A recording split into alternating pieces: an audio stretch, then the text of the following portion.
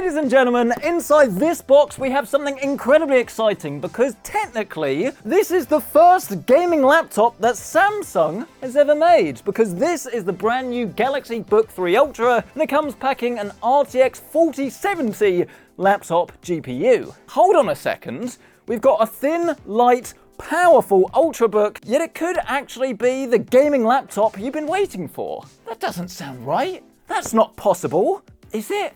In this video, I'll be showing you absolutely everything you need to know about the Galaxy Book 3 Ultra. We'll be doing a full unboxing, talking about everything we like and maybe things that aren't quite so good. And of course, we'll show you those all-important gameplay benchmark numbers from a Samsung laptop to show you whether this thing actually can be the gaming and work and pretty much everything powerhouse that you've been waiting for. Join me for absolutely everything you need to know after a short word from this video's sponsor. Corsair Murals is the ultimate way to get the RGB setups of your dreams. With Murals, you can sync together your Corsair components and peripherals for a truly show-stopping display, but now you can even integrate with both Philips Hue and Nanoleaf. You can create different effects based on colors, audio, or even your gameplay thanks to monitor capture. The end result is crazy. Download Corsair iQ for free and get started with Murals today. Let's get this thing unboxed, shall we? And I am genuinely really excited to actually get my hands on this, because ever since this was announced at Samsung Unpacked, it's pretty much appealed to me as, I guess, the perfect laptop. I'm not saying it is, we haven't actually seen it yet, of course, but immediately the thing that sort of strikes me is that this is a laptop that in theory can do it all, yet it's just not really that big. This is very much the Windows equivalent, if you like, of a MacBook Pro. I'm sure Samsung don't want me to say that, but I mean, let's be honest, it basically is. We've got this lovely premium metal finish on the top. We've actually got full-size ports as well, things like HDMI, which is really useful. I assume this is 2.1. Editor Carl, can you check for me? On the other side, you also have a micro SD card slot, useful for drone pilots, but not really for anybody else. Then you've got USB Type A, and then a headphone microphone combo jack. And then in terms of charging, inside the box, you'll probably notice you have this little USB charger and a block. And interestingly, this actually goes up to 100 watts. And this is very important because this is not your average thin, light, portable machine. Oh no, because this actually packs an i9 CPU, a ridiculously high resolution display, and of course that RTX 4070 laptop GPU. So this means that this is going to be brilliant if you want to use this as like a creative studio laptop. It is actually certified as RTX Studio, but then also, of course, being a PC gaming channel, you can bet your bottom dollar we're going to be putting this through its paces with a fair bit of ray tracing, DLSS in the latest and greatest titles. And I have to say, this is an absolutely beautiful looking laptop, isn't it? I absolutely love this metal finish. And the main thing really is just how much screen you actually get on this. There's no notch like you get on an Apple MacBook. What you see is very much what you get. Loads of display, brilliant screen to body ratio, and it does make this stand out as a particularly premium laptop. The other thing for me that does actually make this stand up, or stand out I should say, is this trackpad, because I mean, look at the size of it. Compared to the laptop itself, this thing is huge. I'm not sure that's necessary, but if you do want to use all of the Windows gestures,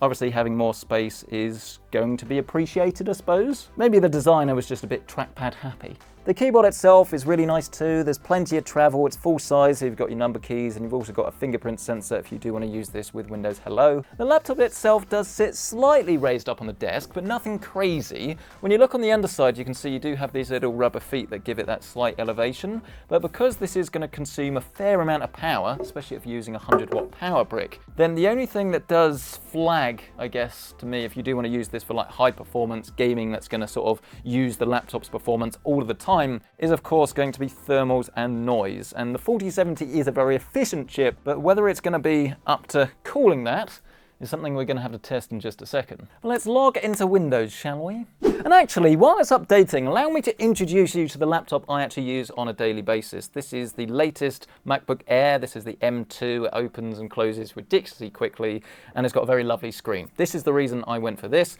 because in terms of performance, I'm not using this for editing. I'm purely using this as like a email, do like Word documents, all of that sort of stuff machine. And in terms of a comparison, obviously, this laptop is a whole lot bigger, but you can see actually it holds up very well in terms of the fact that it's bigger, but it's not like stupid, right? It's a fair bit thicker. If I hold the two things side by side. This is definitely a fair bit heavier as well, probably an extra 300-400 grams or so. But in terms of design language, you can see that they are very similar. And I'm not sure whether that is one copying the other or whether that's just what high-end premium laptop design looks like and this is what people want. I don't know, guys. Let me know in the comment section below which one looks better, the MacBooks or the Samsung Galaxy Books. One thing I have noticed that is a little bit annoying about the Samsung Galaxy Book is that it is actually prone to moving about. So if you try and open this with one finger, you can see it sort of scoots along. There are some stickers on the underside. Will that fix it? Is this another episode of PC Centric being stupid? I'll be honest, I think the chances of that are quite high now. I take it back, Samsung. You're fine. Let's go again. Instant on test. Can we open them both with one finger? Yes, we can! And they both turn on at a very similar pace. We log in, boom.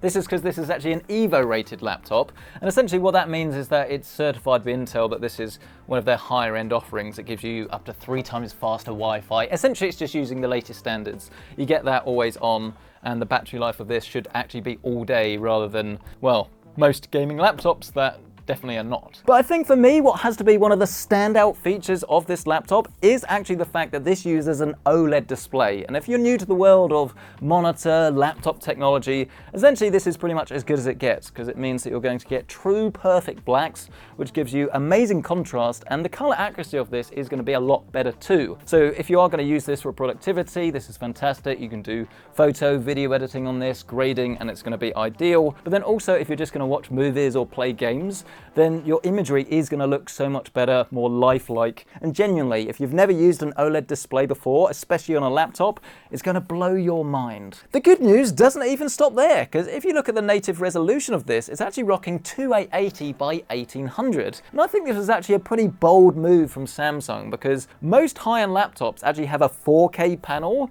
which is great and all for outright image quality, but in terms of battery life and in terms of, well, gaming performance and anything like that really, it's kind of a bit unnecessary because the pixel density means that from this sort of distance, you'd kind of struggle to notice the difference really anyway, and everything you'd run on it would be a little bit more intensive, which, as I say, uses more power along with the actual physical panel itself requiring more power to run. So all in all, you tend to get a slight benefit for quite a large dip in performance or, of course, dip in battery life. So it's nice to see Samsung actually thinking about this.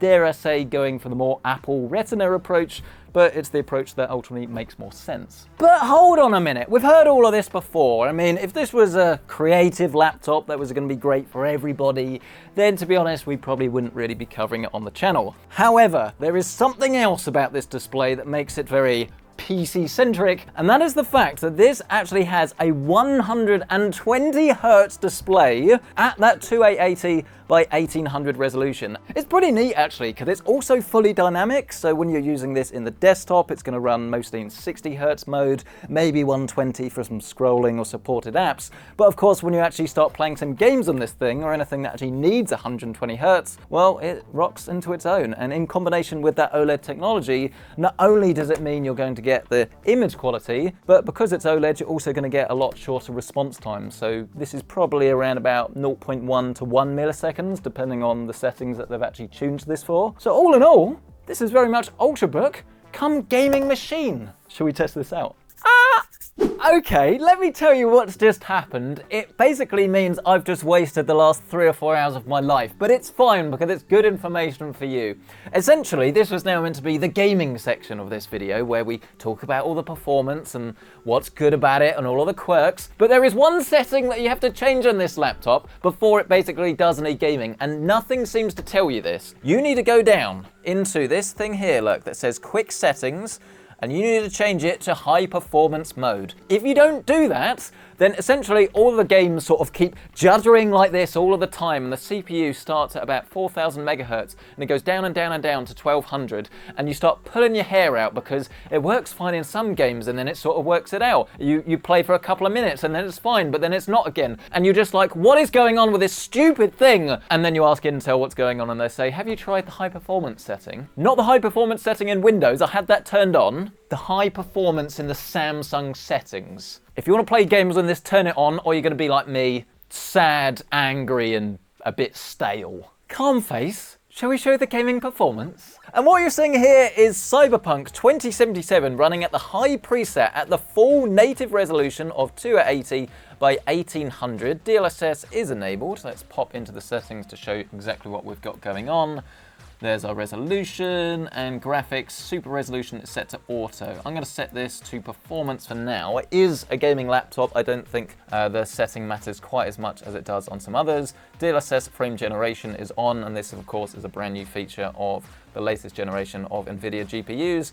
And yeah, the frame rate is brilliant. You can see we're getting about 70 frames a second or so. Now ray tracing isn't enabled, so it's not absolute max settings, and as soon as we do, the frame rate will decrease. But the fundamental thing is that it is smooth. That is what matters. If you look at those 1% lows at the top left-hand corner, you can see we're actually getting around about 60 FPS or so as our minimum. And this is fantastic. The problem I was having before is that, as I say, the CPU was dropping to about 1200 megahertz or so because the power limit was essentially not high enough for either of the components, and it was sort of trying to like steal power from one another, and the game was just a stuttery mess.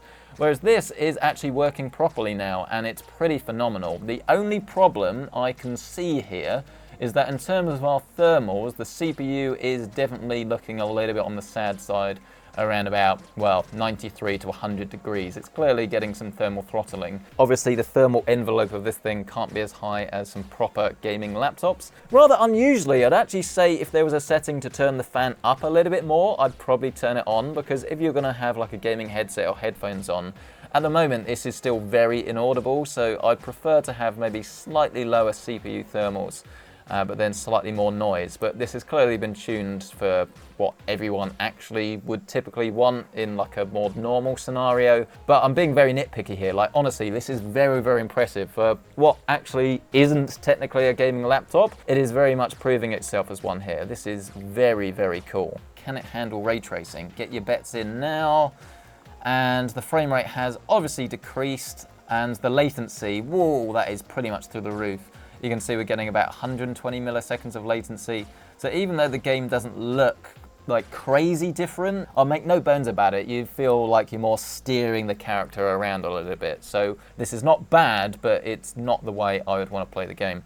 Let's try turning it down to 1080p though, or 1920 by 1200 as it is 16 by 10. Well, as you'd expect, the game definitely does look a fair bit softer, but we are now getting a pretty magical 60 FPS with that ray tracing enabled. So this is a very capable laptop. And now that we've ironed out all of the bugs by turning that crucial high performance mode on, it's a brilliant experience. Let's press on to our next title now. This is Company Heroes 3, and we've got this pretty much at max settings. We've got physics set to medium, but running at full resolution, uncapped frame rates. This is right at the start of the skirmish. Let's see what we can do. And actually, it's probably not as high as I would expect. We're still seeing some weird sort of stutter issues here, which is confusing, because you think if it can run Cyberpunk like maxed out ray tracing, this is probably a fair bit easier to actually run. But alas, the stutter is very much there. If you look at our 1% lows, you can see we're getting, what's that, about 10 on the 1%? That's strange.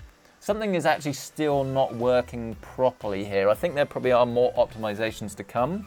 It might actually be that we're getting some thermal throttling on the CPU because it was hitting 100 and it's dropping. But our CPU is still running at about 4000 megahertz. That shouldn't really cause us too much of an issue in this particular title. But this is a bit of a weird one, isn't it? I would expect way more than 42 frames a second, but it does say that our GPU is being fully utilized, which usually it wouldn't if we were seeing some form of bottlenecking from the CPU, but it is worth noting that the processor is actually running at a fair bit lower speed than you might like, but this could be down to thermal throttling, as we say. I mean, what happens if we turn the resolution down? Because we don't need it to be this high. Try 1920 by 1200. Is that going to make a drastic difference? Yes, actually that does. And to be fair, the game doesn't actually look radically different, to be honest, on this screen. Like, it's lower res, but it doesn't matter so much with Company Heroes. But you definitely can notice the difference in frame rate. That is much, much smoother, and our dips are still there, but they're much higher in terms of the frame rate. So yeah, about 82, 1% low of about 53 frames a second. That's a very good experience, no issues with that, but I guess I'd prefer that it was slightly higher. But this is a high-res 120Hz screen. I want to saturate this. There's got to be a title we can do it in. So I say, why not play just one more turn? That's a really nerdy Civilization 6 joke. Settings-wise, I don't want to cheat either. We've got this set to Ultra for both the performance and the memory. The only thing I've turned down is the anti-aliasing, maximum resolution. Let's get into a game and have a look. I'm willing it on. Come on, 100 FPS, you can do it. Here we go, moment of truth, and no, we've not quite made it. Around about 65 to 70 frames a second. I mean, this is max settings, it is Civilization, it doesn't actually matter. But, I mean, part of me would have absolutely loved to see this running at its full native resolution. But, I mean, it feels very, very smooth. I can't really fault this at all, and because you've got a much larger screen than you'd find on your average laptop, it does actually make a massive difference because, well, you've got loads of screen, it's super sharp, and the OLED technology really means you can see so much detail. It's really lovely, actually, I have to say. I mean, to be fair, gaming laptops have been improving so much over the last few years that even if you buy like a proper hardcore dedicated one, you can get some absolutely beautiful displays, but there is no way it's going to compare to this. And if you do want to play Civilization, honestly, I'd rather play it on this, to be honest. What about if you change it down to high? Does that make much difference? A little bit. 100 FPS, there we go. Changing it down to high, that's all you needed to do. Even smoother. Maximum Civilization. But of course, there's one more game we absolutely have to test. It's your personal favourite. It's the one I used to play until I got a bit salty. It's Apex Legends. Sadly, that is true. Settings-wise, let's go over and take a look. VSync obviously needs to be off, and I think it's very important to actually make sure we're using only 6 gigabytes of VRAM, even though there's 8. We don't want to risk overloading this and getting a load of stutter. And then everything else is sort of on more optimized settings, a mixture of medium, low and high really. But let's crack on and join a game. And here we are, we've jumped out of the plane. What are we getting? It's not quite as high as I would have liked, but it's still not bad. It of course always increases as you get onto the bottom of the floor. Around about 72 frames a second or so. So not bad. If you value image quality above all else, then clearly this is going to be pretty darn tasty actually. I mean, if you're coming from a console, then obviously 60 FPS is what you're going to be used to anyway. But on the PC side of things, we like to do things a little bit more hardcore, shall we say. Oh, I've got some action. Got some action. This will be the moment of truth. Can I actually do it?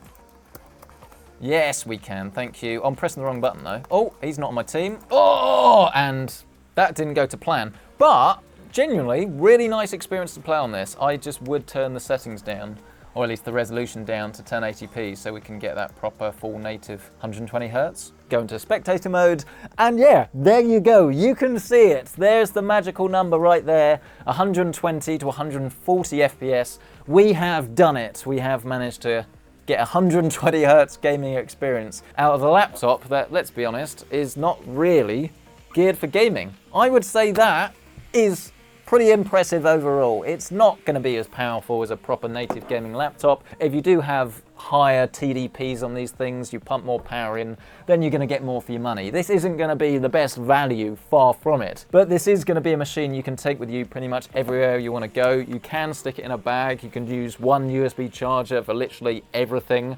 It will play games as well on battery. You can see that the frame rate has dropped quite a lot though, so don't go expecting this to sort of be like a proper portable gaming machine like you find on a Switch or something, but it's doable if you want. I just have to say, it's a little bit weird for me because I've gone from being really angry with this thing when I had it in the wrong mode to suddenly loving it, because this is basically what I've been waiting for ages. Something that literally does it all. It might not be able to do everything perfectly, but the fact that it can do that with very minimal compromise, I think is very impressive. I absolutely love the display on this thing. It's my favorite thing, but again, if you're going to use this outside, it's probably not the most suitable thing in the world. I love how thin and light it is. The noise levels are actually very good as well. It's a lot louder in high performance than it is in the more optimized settings, but that is obviously to be expected. It's just the most all-round computing package I think I've come across. There's not really much this thing can't do. I do think the I/O could be slightly better if we're being really nitpicky. I mean, a couple of extra USB ports and at least a full-size SD card reader would go a long way, but then again, you can buy plenty of adapters that have USB-C, and then you basically can transform this into like a full docking station, use it with a big monitor and just take your laptop with you from place to place. It's a very good option. I can't really fault it